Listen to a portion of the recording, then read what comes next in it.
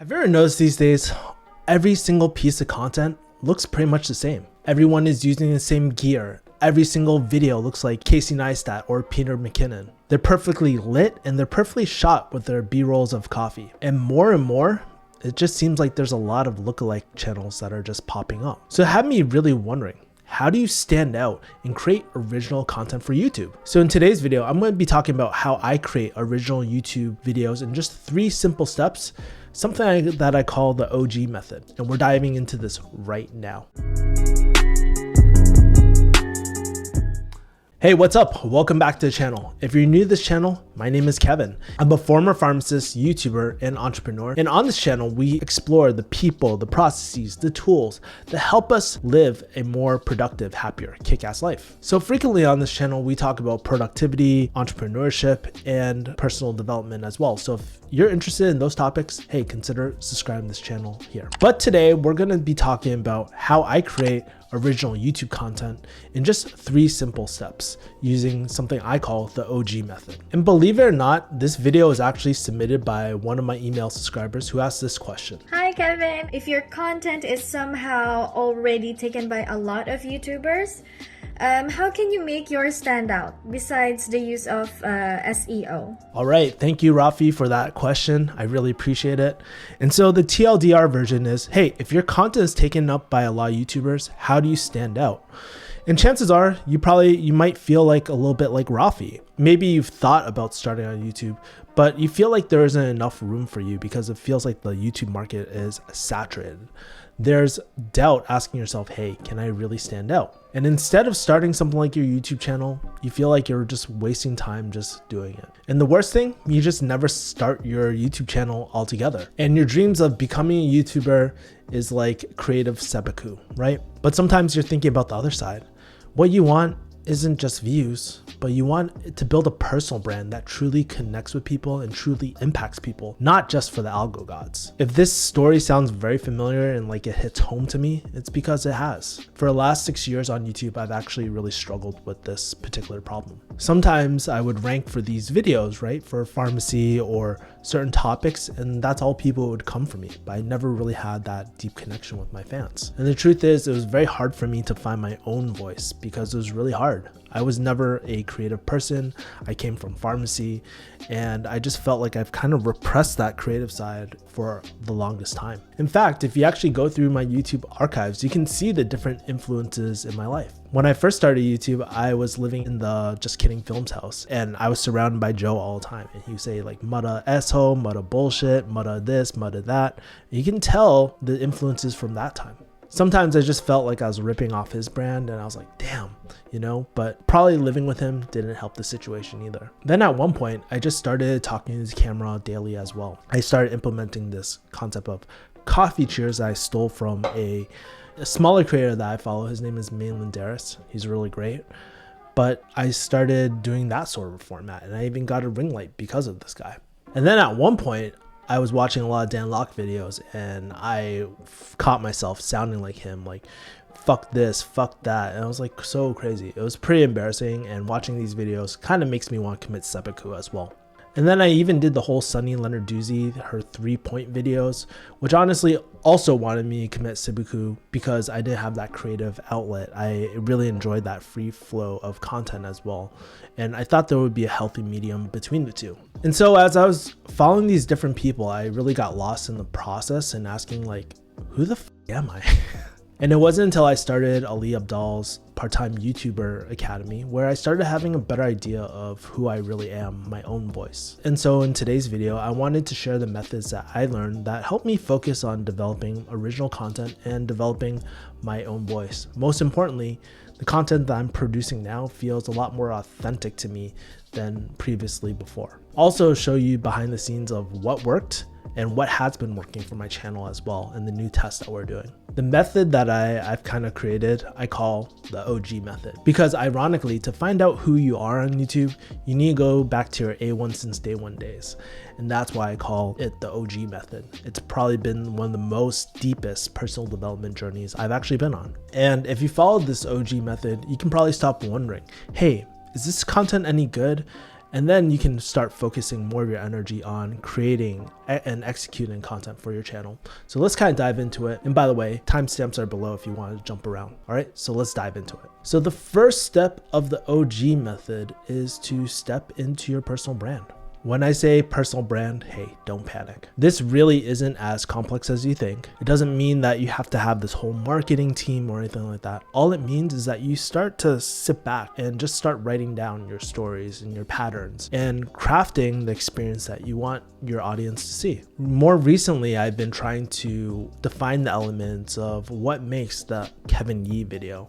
And not gonna lie, I'm still not really good at this. When I was going through Ali Abdal's part-time YouTube Academy, I was actually going through this book that he recommended called Primal Branding. And he talks about the different sections of what makes a really powerful, captivating brand.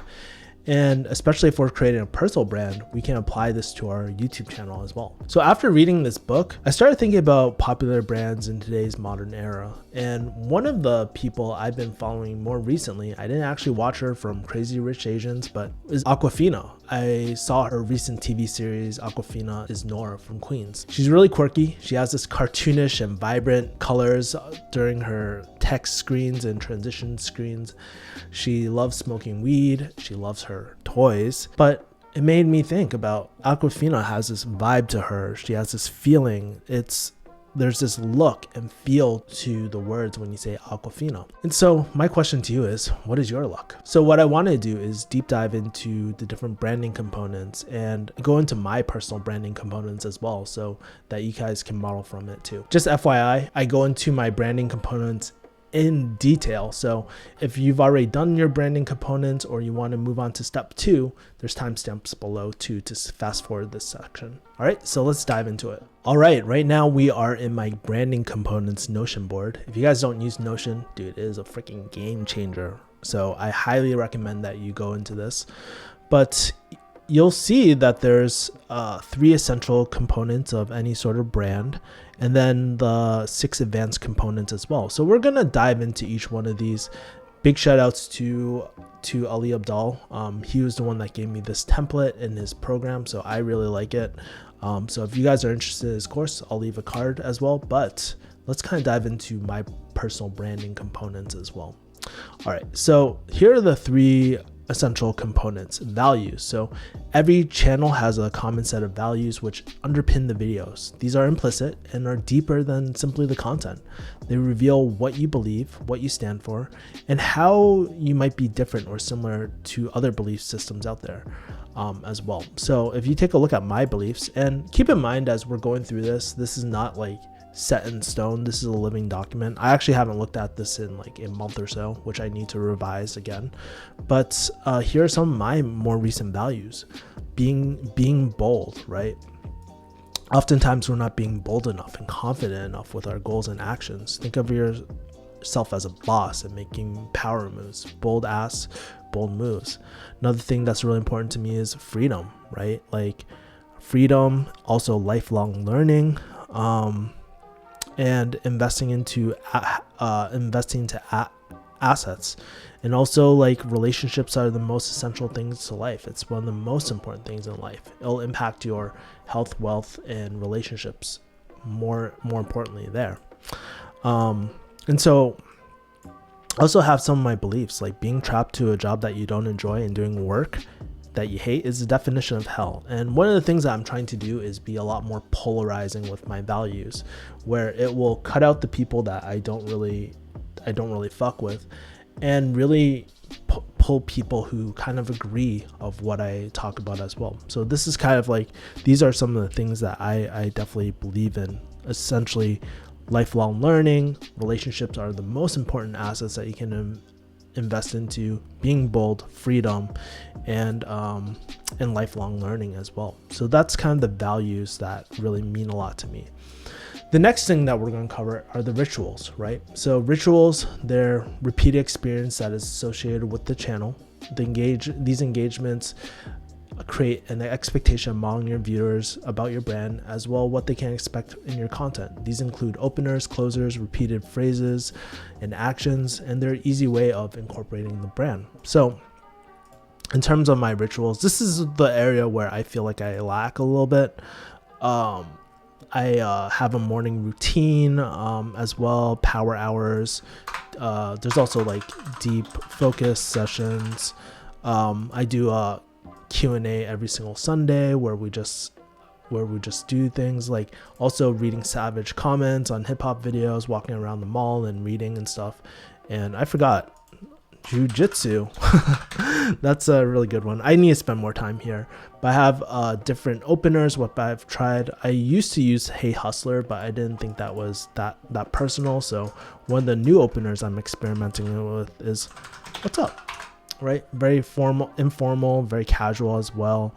And then the different languages I use as well. By the way, if there's any piece of language that you know that makes a Kevin Yee video, please let me know as well.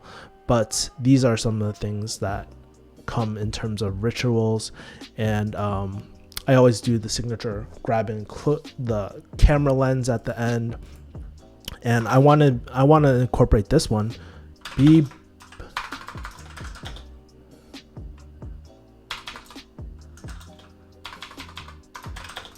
bold, stay kick ass. Be bold, stay kick ass. That's one of the new ones I'm trying to incorporate. I haven't incorporated it into any of my scripts yet, but that's something that I really feel strongly about this in 2021. And then the next thing is icons. So every brand, person, or channel has certain items, objects, quirks, or characteristic traits that are so uniquely associated with them. We want to identify these for our own channel. These icons are not just visual, but they can be sounds or particular, often things that we don't think about. But the key idea is to humanize the you and the experience of your connection that the audience has with you and your channel. So for me, some of the things, these are kind of like the feels that I have, right? Real, inviting, valuable. That's like the vibe that I want to give. There's things like, hey, I love Boondocks, which a lot of people actually don't know. That's one of my favorite shows. I want to be a 10 Planet Jiu-Jitsu black belt. I wear the same shit every single, well, not the same as that clothing, but I have pretty much the same things every single day. I use Notion. I have that coffee shop vibe, or want to create that coffee shop vibe. Those are the other things those are some of the icons. I'm trying to incorporate a little bit more. Like I used to have a Pikachu in the back and stuff, but as I'm getting older, I'm just trying to kind of declutter a lot of things, minimalism as well. So yeah, those are kind of like my icons and tokens. This I probably need to work on a little bit more as well. So the next thing that we're going to dive into is the origin story. So every brand has a history and every person has an origin story. So this creates kind of this like background for your audience, gives them something to connect with, which increases their trust and confidence with you. Identifying your story involves thinking about how you got to where you are now. What obstacles did you overcome, for example, right? So for me, a lot of it is like growing up in Boston, also leaving pharmacy, having my dad pass. These are the key things that actually make me as well. And when I wrote this in 2020, December, I wanted to become an authority in high ticket program design and high ticket sales while continuing to grow my YouTube channel and the various businesses around it as well. For me, I want to share my knowledge to help others build a kick-ass life while continuing to practice and share the principles, strategies, and tools that I discover on living a happier, healthier, kick-ass life as well. So that's kind of like these type of things. And I modeled these a lot from Ali Abdaal, by the way, just to give me a starting point, but there's a lot of stuff that I want to kind of incorporate as well. Now let's dive into the language. These are all the things that I use. I use chopping up a lot. I use Asian dad syndrome sometimes. I use the words the refugee hustle. I use like stay bold, stay kick ass. So those are some things that I'm trying to incorporate. I also have mentors. So if we're asking our audience to listen to us and follow our advice, it's helpful that we've taken the advice from a mentor. These don't have to be personal connections, but they can be mentors who have had an indirect effect on their books, courses, or videos. Almost every hero has a mentor. And so for me, the mentors that I look up to at this moment is one, Mike Kim. He's a really great guy. He's Actually, you know what? I have another one that I want to add as well. Malin Darris. Can't believe I didn't add him. But yes, there's Mike Kim, there's Rumi Sethi, there's Joe Jitsukawa, or Joe from JK, and Malin Darris too. I want to add that one too. And then finally, there's superpowers. So a leader or hero is usually equipped with a few superpowers or unfair advantages that differentiate them from their competitors. These include any achievements, accomplishments, special skills, or talents that you possess. Crucially, these don't have to be a huge achievement or even directly related channel or brand, but what's key is that it's authentic and memorable. And so I think about all my superpowers, what I'm really great at. Strength Finders 2.0 is really great at identifying these. So I just thought, hey, what are some of the things that people say I'm really good at? Well, people think that I'm really good at productivity, but really, I don't think I'm that productive compared to other people as well. Relatability and vulnerability are some of my favorite, are some of the things that I know I'm really good at. Also having balls to just like kind of be different from other people. I don't know too many other pharmacists that have taken the same route as me and who have taken the same approach as me as well. And so I think that's something I'm really good at. Also connecting with others, reaching out to strangers, all that. And people love my warm presence on like video. And so those are some of my superpowers. So the major thing is to think about what are your superpowers. And the next thing is enemies, right? For every belief system, there's anti-believers. People, it identifies and polarizes the people who this is for and who this isn't for. Identifying these enemies can provide a better idea of the direction you want to take your channel, as well as the channels that you want to avoid. These don't have to be particular people or objects. These could be philosophies or methodologies that you disagree with, but I'll share some of mine. Like one, corporate culture. I fucking hate corporate culture. It's the worst. I find it fake as hell. Traditional corporate culture. I know like these days there's more startup type of culture, which is a little different, but traditional corporate culture, I hate absolutely, right? I don't know anyone that says I love corporate culture, right? 9-to-5ers who say a job is just a job. I equate that with like settling, honestly, right? And so my opinion is that if you think something is wrong, then why not fix it, right? Why can't we think outside the box and actually consider, hey, maybe there is a career that can make me happy, pay the bills, and more than just the bills, and add impact to the world as well. Why not, right? I am also against guru haters too, because yes, there's a lot of bad gurus out there too, but at the same time, their content tends to be really negative. I just don't fuck with it. And it also discourages a lot of entrepreneurs who are just trying to get in the space. And in my opinion, education is super important. And in order for one to ascend or to become a better person, and part of personal development is investing into yourselves through books, courses, programs, coaches. Not all these things are a bad thing, to be honest with you, right? And I'm a very major proponent of educating yourself as well. So also on the other side of the spectrum, I hate fake gurus too, because they use aggressive marketing tactics which prey on their audience as well. I'm not into that. Also, unresourceful people, that is something that pisses me off. Like when people ask me a basic question when they could Google it. Never once I always try to be very mindful of not asking questions I can Google to people, because I don't want to waste people's time. So when people ask me questions that, hey, how am I supposed to answer this to? Why don't you just Google it? It's just like those are the type of people that I don't really want on my channel as well. And also, I'm not saying I hate these people, but man, honestly, I'm not into EDM. I'm a hip hop head at the end of the day, and those are kind of like my enemies as well, right? So so that should give you an idea. So what are yours? And then the recurring characters. The channel is not only about you, but those around you. Recurring characters help create familiarity. That could be friends, family, and mentors that frequently come on your channel. They strengthen the relationship between your brand and your audience. For example, I bring up my dad a lot. I bring up my friend Angela a lot. I bring up Joe from time to time, and my mom.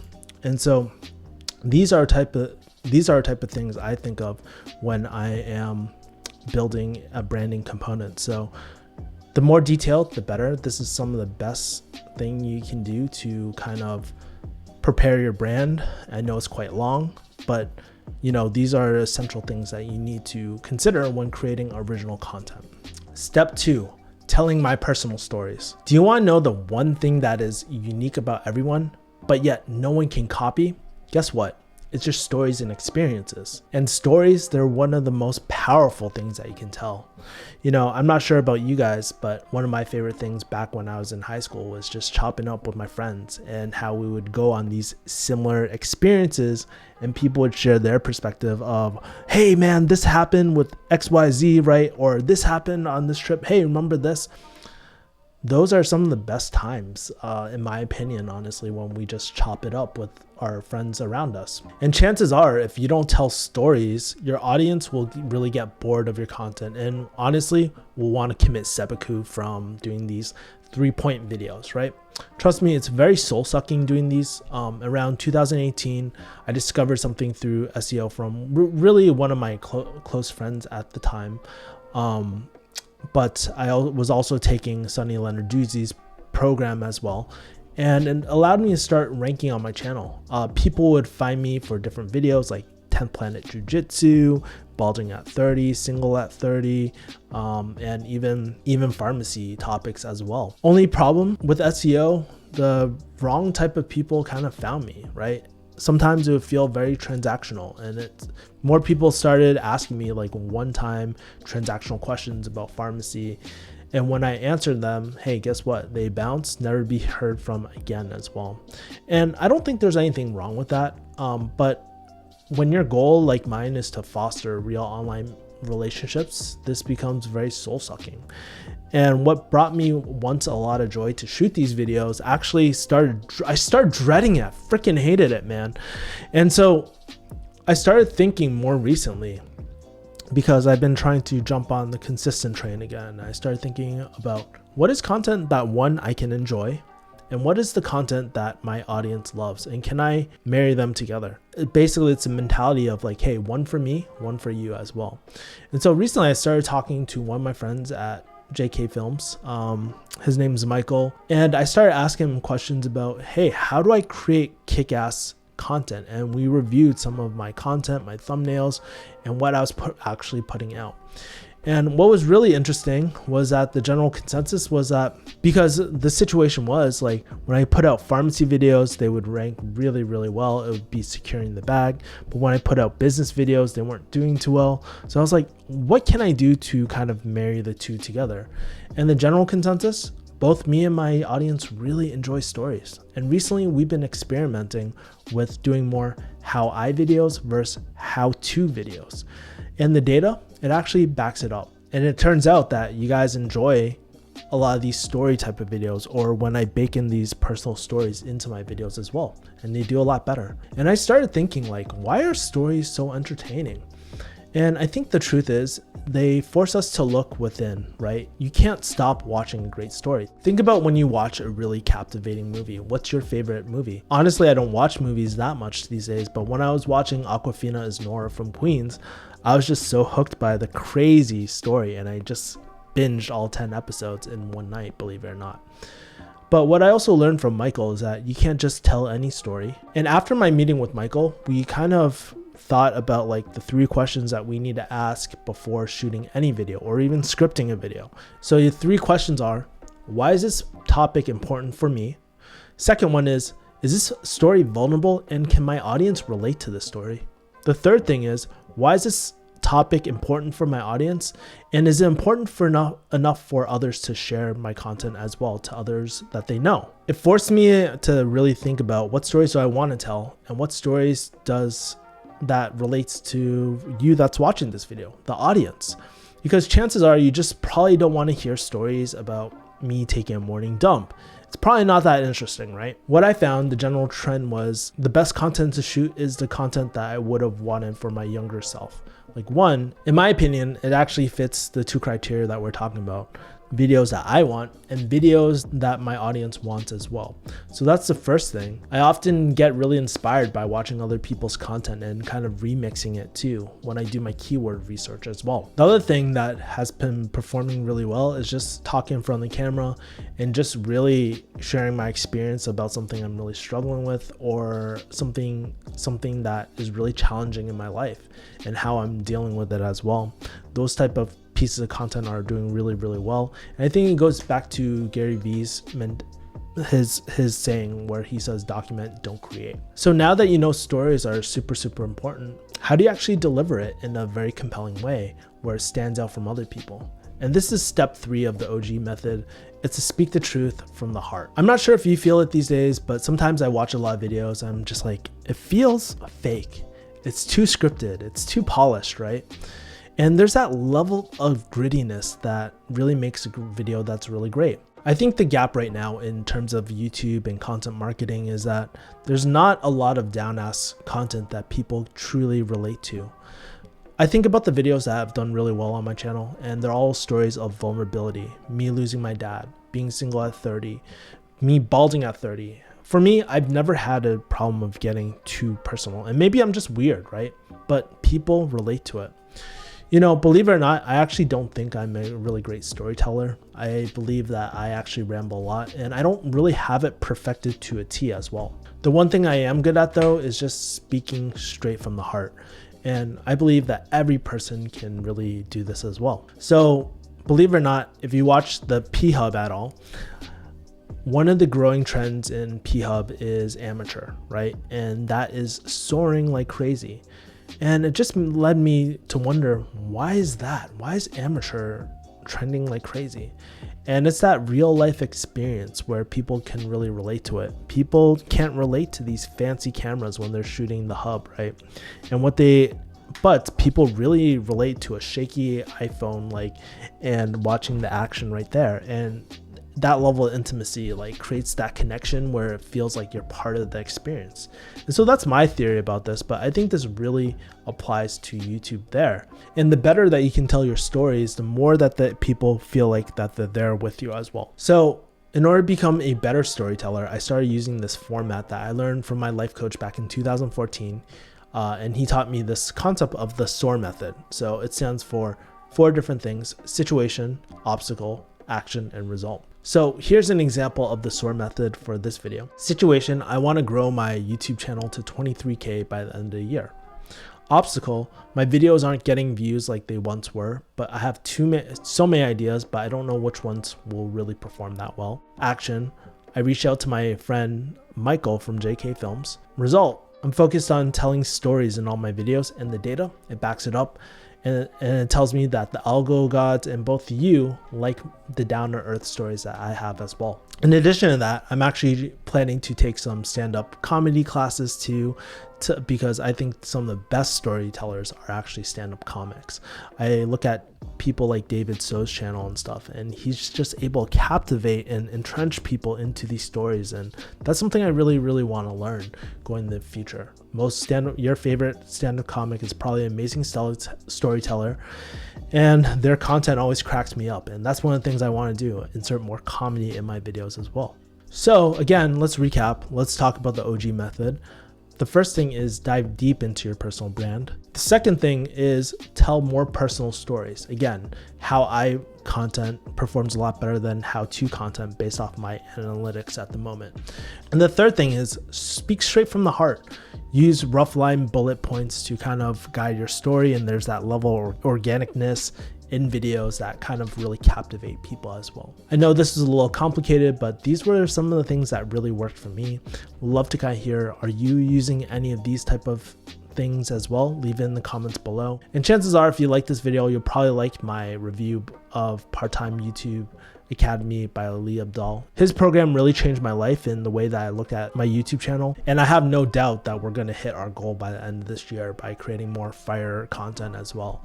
We just got to please the algo gods again, right? And so I learned things like the brand components from him. So if you're interested in taking his program, check it out. Also, if you're interested in how I made $700 on YouTube 1 month through AdSense, I actually did a video on that, so you can watch that in the cards as well. I break down everything. I'm planning to do another video on how I made $3,000 in 1 day. That's coming up soon, so when that's out, I'll leave a card too. And then finally, if you're interested in digital marketing as well, I have a whole playlist on digital marketing, so you can learn more of these YouTube strategies and all that I'm using. I'm a very open book, so if there's any questions, feel free to drop them below. And finally, I have a weekly newsletter, so if you want more tips on productivity, personal development, and entrepreneurship, hey, make sure to stay connected. It's where I actually connect with a lot of people one-on-one, and we can have a real personal connection. My goal is just to make it just like a friend type of friendly letter back and forth as well. All right, that's pretty much it. Thank you for watching, and I'll see you guys next time. Take care. Peace.